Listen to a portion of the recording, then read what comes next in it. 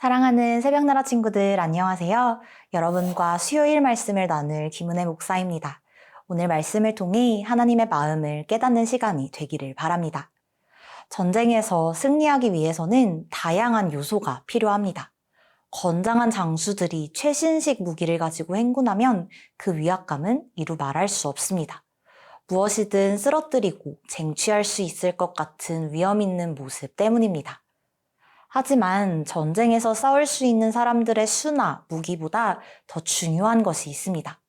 바로 승리를 위한 전술입니다.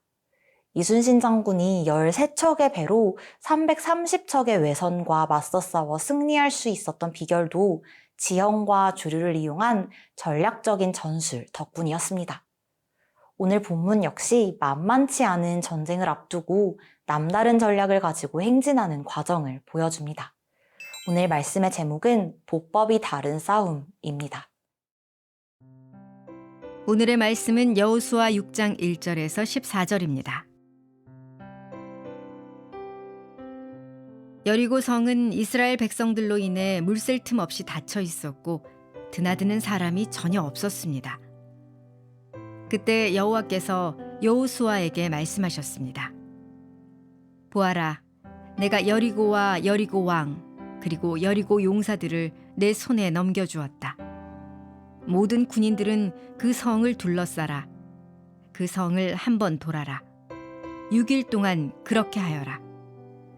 그리고 제사장 7명이 법궤 앞에서 양의 뿔로 만든 나팔 7개를 들어라. 그러다가 7번째 날에는 성 주위를 7번 돌고 제사장들은 나팔을 불어라. 제사장들이 양의 뿔을 길게 불 것이다. 백성들이 나팔 소리를 들었을 때 모든 백성들은 함성을 질러라. 그러면 성벽이 와르르 무너져 내릴 것이니 백성들은 일제히 올라가라. 그러자 눈의 아들 여호수아가 제사장들을 불러 말했습니다. 너희는 언약궤를 메라. 제사장 7명이 양뿔 나팔 7개를 들고 여호와의 언약궤 앞에 서라. 그러고는 백성에게 말했습니다. 나아가 성을 포위하라. 무장한 자는 여호와의 궤 앞에서 나아가라. 여호수아가 백성들에게 말하고 나자 양뿔 나팔 7개를 든 제사장 7명이 여호와 앞에서 나아가며 나팔을 불었습니다. 여호와의 언약궤가 그 뒤를 따라갔습니다. 무장한 사람들은 나팔을 부는 제사장들 앞에서 행진하고 호위대는 궤의 뒤를 따랐습니다. 제사장들은 나팔을 불며 전진했습니다. 여호수아가 백성들에게 명령했습니다. 너희는 외치지 말고 소리도 내지 말라. 입 밖에 아무 말도 내지 말고 내가 외치라 하고 명령하는 날에 외치라. 이렇게 해서 여호와의 궤는 성을 둘러싸고 주위를 한 바퀴 돌았고 백성들은 다 진영으로 돌아와 묵었습니다. 여호수아는 아침 일찍 일어났고 제사장들이 여호와의 궤를 맸습니다. 제사장들 7명이 양뿔 나팔 7개를 들고 여호와의 궤 앞에서 계속 나아가며 나팔을 불었습니다. 무장한 사람들이 그들 앞에 갔고 호위대가 여호와의 궤를 뒤따라갔으며 제사장들은 계속 나팔을 불었습니다. 이렇게 그들은 둘째 날에도 그 성을 한 바퀴 돌고 다시 진영으로 돌아왔습니다. 이렇게 6일 동안 했습니다. 여리고성은 하나님이 약속하신 가나안 땅을 점령하기 위한 이스라엘 백성의 첫 번째 관문이었습니다. 이스라엘 백성이 여리고 앞에 섰을 때 하나님은 그들을 이끄는 지도자인 여호수아에게 여리고성 정복을 위한 전략을 알려주십니다. 오늘 본문 3절부터 5절까지의 말씀입니다. 모든 군인들은 그 성을 둘러싸라. 그 성을 한번 돌아라. 6일 동안 그렇게 하여라. 그리고 제사장 7명이 법궤 앞에서 양의 뿔로 만든 나팔 7개를 들어라. 그러다가 7번째 날에는 성 주위를 7번 돌고 제사장들은 나팔을 불어라. 제사장들이 양의 뿔을 길게 불 것이다. 백성들이 나팔 소리를 들었을 때 모든 백성들은 함성을 질러라. 그러면 성벽이 와르르 무너져 내릴 것이니 백성들은 일제히 올라가라. 영화나 드라마에 등장하는 전쟁 장면에 빠지지 않고 등장하는 것이 있습니다. 갑옷이나 전투복, 헬멧으로 무장한 군인들이 화살, 총, 대포, 탱크 등의 무기를 가지고 적을 향해 진격하며 공격을 퍼붓는 씬입니다. 전쟁이라는 단어를 들을 때 우리가 일반적으로 눈앞에 그리는 장면 또한 이와 비슷합니다.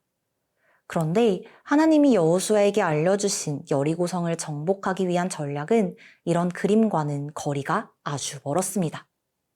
예루살렘 북동쪽에 위치한 약 3.4km의 높이로 된 이중벽 구조의 성인 여리고성을 그저 하루에 한 바퀴씩 6일 동안 돌라고 하셨습니다. 그리고 마지막 날에는 7바퀴를 돌고 큰 소리로 외치라고 말씀하셨습니다. 그 어떠한 군사 작전이나 전쟁 무기도 필요로 하지 않는 전략처럼 들리지 않는 전략이었습니다.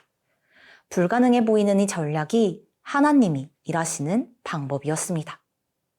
사랑하는 새벽나라 친구들, 우리는 우리의 생각과 계산으로는 도저히 불가능할 것만 같은 하나님의 방법을 통해 놀라운 승리를 이루시는 하나님의 모습을 보게 됩니다.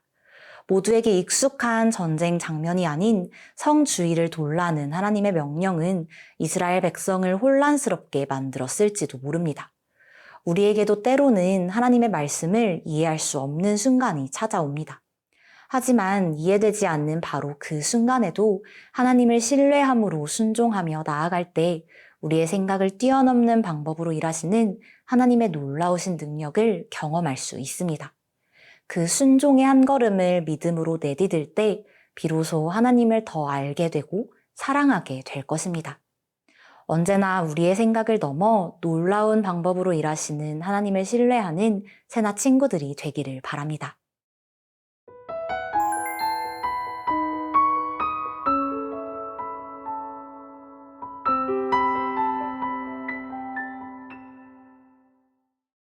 여리고성 전투에 임할 전략을 하나님으로부터 전수받은 여호수아는 백성들에게 하나님의 명령을 구체적으로 전달합니다.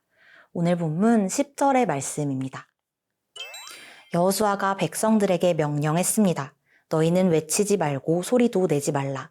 입 밖에 아무 말도 내지 말고 내가 외치라고 명령하는 날에 외치라. 여호수아는 여리고성을 6일 동안 하루에 한 바퀴씩 돌아야 하는 전략적이지도 못하고 상식적이지도 않은 전쟁 방법을 가지고 백성들 앞에 섭니다. 그리고는 하나님의 말씀을 듣고 어떠한 의심도 표현하지 않고 그 즉시 움직였던 자신처럼 이스라엘 백성들에게도 여리고성을 정복하기 위해 움직이는 기간 동안 침묵을 지킬 것을 요구했습니다. 백성들은 단순히 떠들지 않거나 외치지 않는 것이 아니라 입에서 아무런 소리를 내지 않는 완전한 침묵을 지켜야 했습니다. 이스라엘 백성은 소리를 내지 않으므로 각자의 마음속에 있는 이 처음 들어보는 전쟁 전략에 대한 걱정이나 의심을 드러내지 않고 외부의 상황에 집중하며 하나님의 일하심을 바라볼 수 있었습니다. 그리고 침묵을 통해 이들의 전쟁이 단순한 산책이나 축제가 아닌 엄숙하고 신성한 하나님의 전쟁임을 기억할 수 있었습니다. 사랑하는 새벽나라 친구들, 침묵은 하나님의 거룩하심 앞에서 스스로를 낮추고 믿음으로 기다리는 자세입니다. 이스라엘 백성이 여리고성 앞에서 침묵하며 자신들의 자금을 확인하고 하나님의 뜻을 신뢰하며 나아갔던 것처럼 우리에게도 침묵으로 순종하는 모습이 필요합니다. 세상은 다양한 소음으로 가득합니다. 돈, 인기, 명예를 얻는 다양한 방법을 내세우며 우리를 유혹하는 세상에 마음을 빼앗기지 않는 유일한 길은 세상의 소음으로부터 거리를 두고 하나님의 음성에 귀 기울이며 순종하는 것입니다. 오늘 우리가 마주한 여리고가 아무리 거대해 보일지라도 하나님의 방법에 능력과 승리가 있음을 신뢰하며 하나님의 말씀 앞에 설 때 하나님은 우리가 상상조차 하지 못하는 방법으로 우리를 통해 일하실 것입니다. 말씀을 묵상하는 자리, 기도의 자리, 예배의 자리를 묵묵히 지키며 하나님의 말씀을 기다리고 그 음성에 순종하며 하나님의 일하심을 경험하는 새나 친구들이 되기를 바랍니다. 사랑의 하나님, 오늘 말씀을 통해 하나님은 우리가 생각하거나 이해할 수 없는 방법으로 일하시는 분임을 배웠습니다. 하나님의 방법을 신뢰하며 온전한 순종으로 나아가는 우리가 되도록 인도해 주옵소서. 예수님의 이름으로 기도합니다. 아멘.